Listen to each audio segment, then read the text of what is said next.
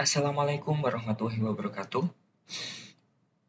Oke, kita ketemu lagi teman-teman mahasiswa di mata kuliah manajemen operasional.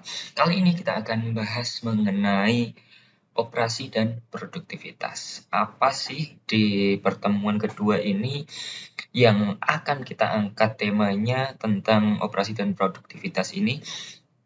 Apa-apa saja yang akan kita bahas? Coba kita lihat. Oke. Nah, produksi ada operasi dan juga produktivitas di pertemuan kali ini yang akan kita bahas produksi. Produksi biasanya diartikan adalah proses penciptaan barang dan jasa. Dari apa? Dari input kemudian sampai jadi output. Kalau di perusahaan manufaktur bisa jadi kalau misalkan itu minuman kemasan mulai dari bahan baku kemudian diolah, diproses sampai akhirnya jadi minuman kemasan. Nah, manajemen operasi ini serangkaian aktivitas yang menghasilkan nilai dari perubahan input jadi output. Jadi lingkupnya manajemen operasi ini jauh lebih luas lagi. Nah, kalau seandainya tadi kan kita kasih contoh itu di perusahaan manufaktur. Kalau seandainya di perusahaan jasa bagaimana? Apa contohnya perusahaan jasa itu? Bisa jadi itu jasa konsultan, bisa jadi itu jasa audit, atau jasa-jasa yang lainnya. Nah, input dan outputnya apa? Misalkan di konsultan, misalkan atau di auditor, di KAP. Inputnya apa? Inputnya mulai dari mencari bukti-bukti transaksi, kemudian kita proses, kita konfirmasi, sampai jadi outputnya apa? Nanti keluar laporan audit atau keluar dari opininya. Itu salah satu bentuk di bidang jasa. Atau misalkan di jasa servis atau bengkel mobil misalnya. Itu mulai dari servis, kemudian diproses sampai akhirnya mobil itu atau kendaraan itu bisa digunakan dengan baik lagi atau dengan layak lagi. Itu salah satu bentuk dari proses input menjadi outputnya. Oke, kita lihat. Ini ada beberapa permasalahan atau 10 keputusan kritis dari manajemen operasional. Ada 10 bidang keputusan dan juga rentetan permasalahannya. Yang pertama nih, ada perancangan produk dan jasa. Permasalahannya apa? Produk dan jasa apa yang harus ditawarkan? Ini mendasar banget. Kemudian bagaimana merancang produk-produk ini? Yang kedua, pengelolaan kualitas. Ini bagaimana kita mendefinisikan kualitas barang itu, terus siapa yang bertanggung jawab atas kualitas itu. Yang ketiga ada perancangan proses dan juga kapasitas. Nah, proses apa, terus berapa yang dibutuhkan oleh produk ini. Jangan-jangan kita sebagai akuntan di internal perusahaan atau akuntan manajemennya tidak bisa menghitung. Kira-kira kalau seandainya kita produksi sekian ribu, ini akan jauh lebih efektif dan efisien daripada kita hanya produksi 100 setiap harinya. Kemudian strategi lokasi. Nah, mencari lokasi yang tepat, terus fasilitasnya memadai, kemudian nanti ketika akan mendistribusikan itu jauh lebih baik, itu mungkin menjadi salah satu strategi lokasi. Karena akan ada biaya-biaya yang kita kelola atau kita kendalikan, sehingga tidak membengkak biayanya. Ini salah satu pentingnya kita belajar manajemen operasional kemudian dikaitkan dengan akuntansi atau biaya-biaya yang akan dikeluarkan. Kemudian ada strategi tata letak.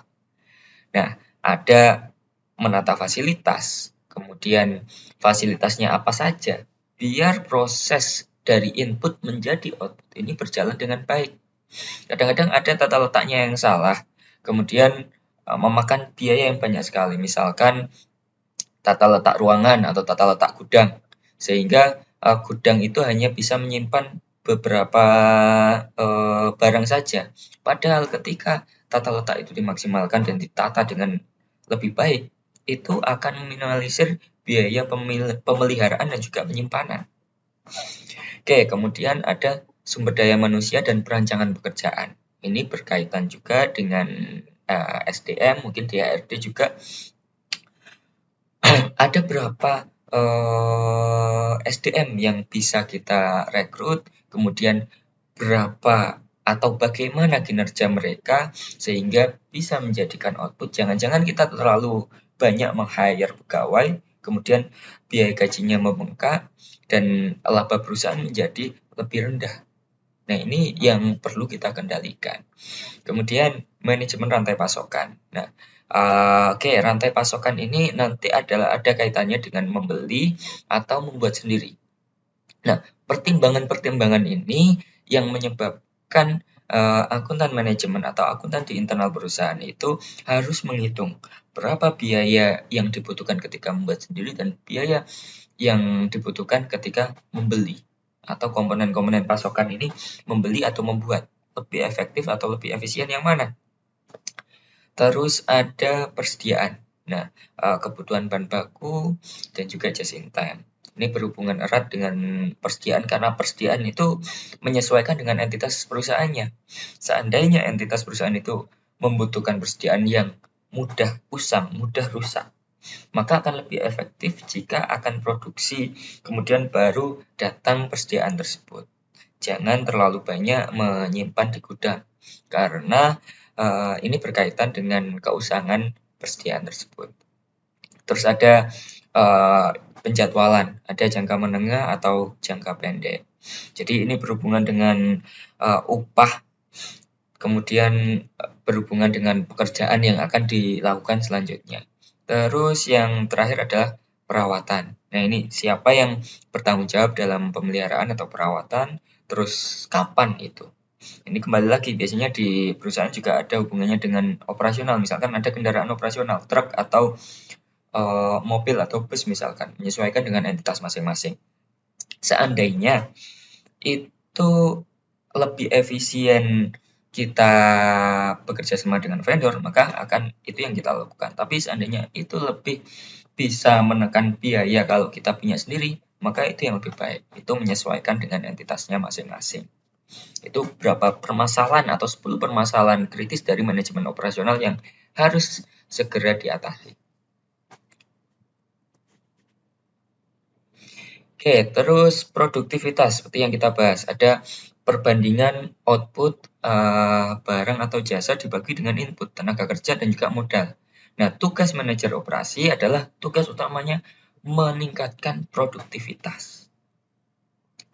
Ada beberapa indikator atau beberapa faktor. Yang pertama ada satu faktor satuan yang diproduksi dibagi dengan jam kerja yang dipakai. Kemudian ada multifaktor, output dibagi dengan tenaga kerja, bahan baku energi, modal, dan lain-lainnya. Oke, ini ada beberapa kasus, biasanya kan jika output yang dihasilkan 1000 dan jam kerja yang digunakan ada 250, maka produktivitasnya ini bagaimana? Terus ini adalah salah satu variabel dari produktivitas. Jadi ada tenaga kerja.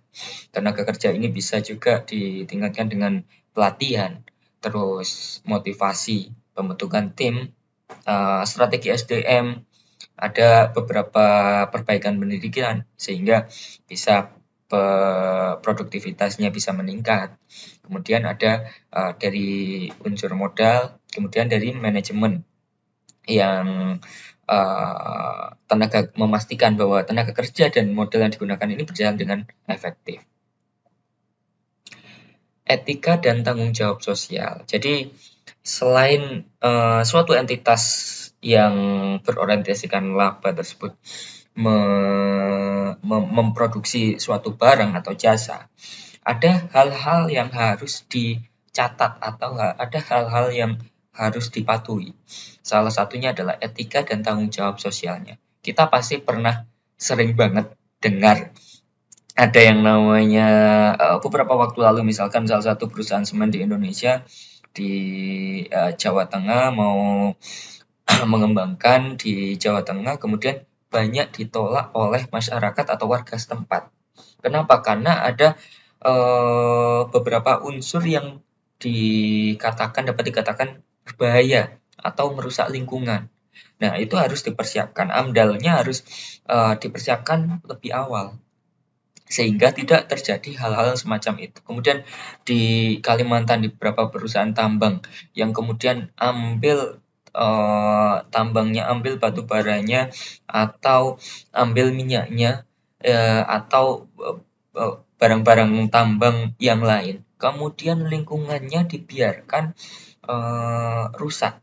Sehingga beberapa kasus di Kalimantan itu ada anak kecil kemudian bermain di lubang bekas tambang, kemudian terjatuh dan meninggal di sana. Nah, ini juga yang perlu dibenahi atau perlu diperhatikan oleh entitas bisnis dalam produksi. Jadi, mengembangkan dan menghasilkan produk yang aman dan berkualitas secara efisien, menjaga lingkungan yang bersih, oke, salah satu tadi, kemudian menyediakan tempat kerja yang aman, menghormati komitmen dalam masyarakat. Ini juga berlaku biasanya ada rumah sakit baru misalkan, kemudian dia membangun rumah sakitnya di tengah kota, maka akan ada timbul permasalahan atau hal-hal yang perlu diperhatikan itu. Nanti limbahnya dibuang kemana? Padahal ini adalah salah satu bentuk limbah dari kesehatan itu juga sangat berbahaya. Nah, itu yang perlu diperhatikan sehingga lingkungannya tetap bersih, tempat kerja aman, dan juga lingkungan masyarakatnya dapat menerima kegiatan usaha tersebut atau produksi tersebut. Oke, tugas kelas yang akan kita bahas nanti adalah tadi saya menjelaskan dari 10 permasalahan utama dari manajemen operasi.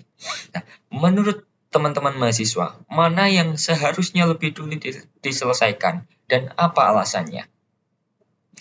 Oke, untuk pertemuan ini saya kira cukup. Kita pindah ke e-learning untuk diskusi dan juga mengerjakan tugasnya. Sekian dari saya. Kalau ada salah kata saya mohon maaf. Wassalamualaikum warahmatullahi wabarakatuh.